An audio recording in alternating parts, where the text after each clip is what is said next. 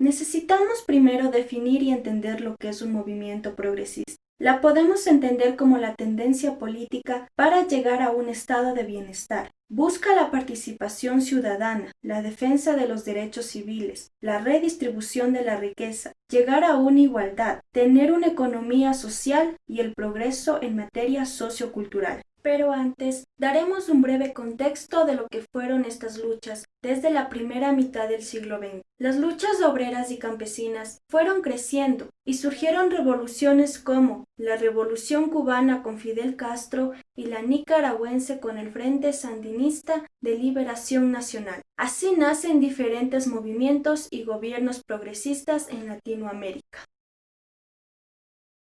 Los Estados Unidos de Norteamérica parecen destinados por la providencia para plagar la América de miserias a nombre de la libertad. Dentro de Venezuela existió Hugo Chávez y la revolución bolivariana que ha sido continuada por el mandato de Nicolás Maduro. Estas medidas lograron que se naciesen empresas que históricamente habían sido captadas por los grandes imperios capitalistas, como las empresas petroleras. Así se daría paso a una fase denominada socialismo del siglo XXI. En ocasiones, al chavismo se le ha considerado como una fuerza progresista. Sin embargo, algunos activistas chavistas reconocen que el chavismo, como movimiento, ha mantenido posturas conservadoras, sobre todo en lo cultural. A única coisa que eu tenho certeza, eu tô com mais coragem de lutar do que quando eu tava. Fue Luis Lula da Silva quien se alzó con la victoria en las elecciones del 2002. Lula se volvió el líder de izquierda más famosa de su década, inaugurando lo que se llamó luego el giro a la izquierda en América Latina. Se logró reducir la pobreza y el desempleo y aumentar los salarios mínimos, llevando a decenas de millones de brasileños a superar la pobreza e integrarse a las clases medias. Pero por momentos, la capacidad de movilización que ha desplegado la izquierda parece volverse sobre sí misma.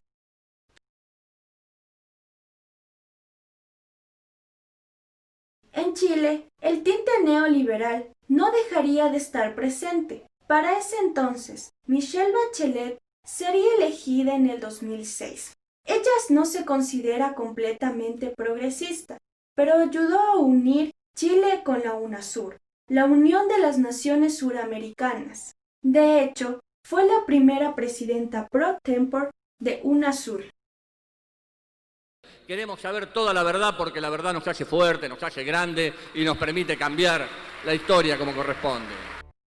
En Argentina se presentó el progresismo durante la gestión neoperonista de Néstor Kirchner desde mayo de 2003. En Argentina, donde las privatizaciones fueron más radicales, el gobierno de Néstor Kirchner reestatalizó empresas de correo, aeropuertos y agua, y creó una nueva compañía pública en el sector de la energía. Por ver cómo podíamos hacer algo, contribuir en algo a una patria mejor. Y vaya que si esa patria, en compañía de todos ustedes, está cambiando y seguirá cambiando, compañeros. En el 2007 se presenta el movimiento Alianza País.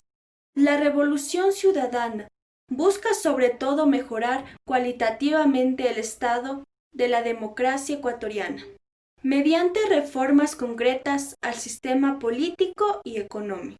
Asimismo, las transformaciones aspiran a modificar la cultura política ecuatoriana para hacer de Ecuador una sociedad más incluyente, responsable en términos políticos y activa en la gestión del poder, mejor infraestructura que ayudarían a que se fortalezca el mercado interno y condiciones que ponen al Ecuador en escenarios de igualdad económica. Muchas gracias, hermanas y hermanos. Yo nunca me sentí solo. Ustedes nunca me abandonaron. Muchas gracias. Bajo el mandato de Evo Morales, más de 500,000 de bolivianos salieron de la pobreza, mientras que estudiantes, ancianos y madres se beneficiaron de nuevas ayudas. La economía creció con fuerza gracias al elevado precio de sus productos básicos. Introdujo una nueva constitución que creó un nuevo Congreso con escaños reservados para grupos indígenas minoritarios y reconoció el culto a Pachamama, la madre tierra andina, en lugar de a la Iglesia Católica. La Carta Magna también refundó Bolivia como un estado plurinacional, permitiendo el autogobierno de los pueblos indígenas.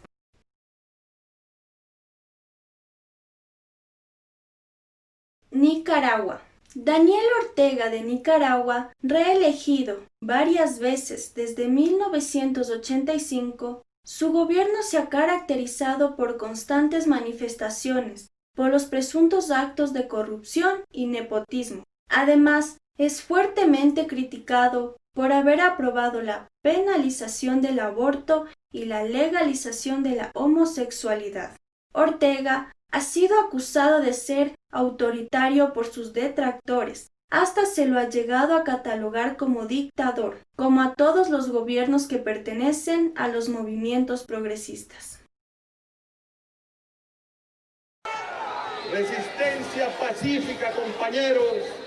Resistencia es hoy el grito de victoria del retorno a Honduras. Manuel Zelaya fue el presidente de Honduras hasta el año 2009, donde fue destituido y expulsado del país por parte de las Fuerzas Armadas.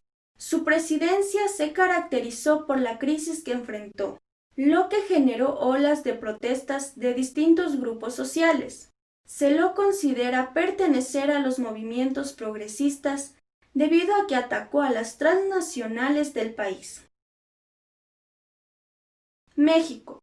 Manuel López Obrador, presidente actual de México, pertenece al movimiento progresista debido al desencanto que se tuvo hacia Enrique Peña Nieto.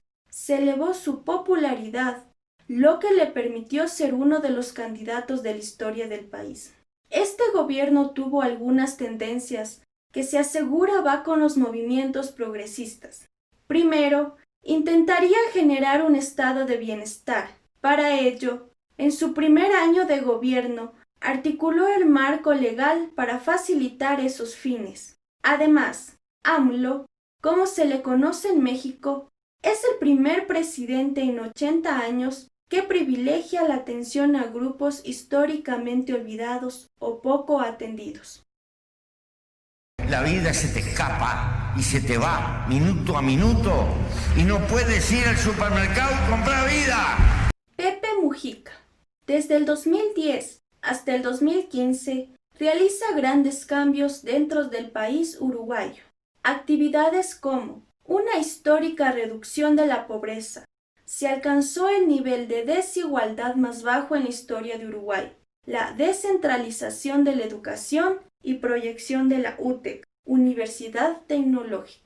Despenalización de la interrupción voluntaria del embarazo. Regularización del cannabis, legalización del matrimonio entre personas del mismo sexo, récord histórico en la baja de la tasa del desempleo en Uruguay y el aumento de los ingresos y el salario mínimo en Uruguay.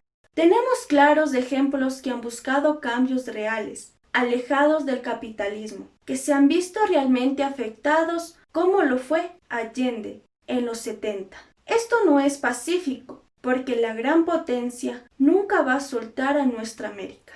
Actualmente, Latinoamérica se encuentra nuevamente con los tintes neoliberales a manos de mandatarios que apoyan discursos de libre mercado y olvidan a sus pueblos. Tal como nos dice Estrada en su texto, Contra nuestra América, estrategias de la derecha en el siglo XXI.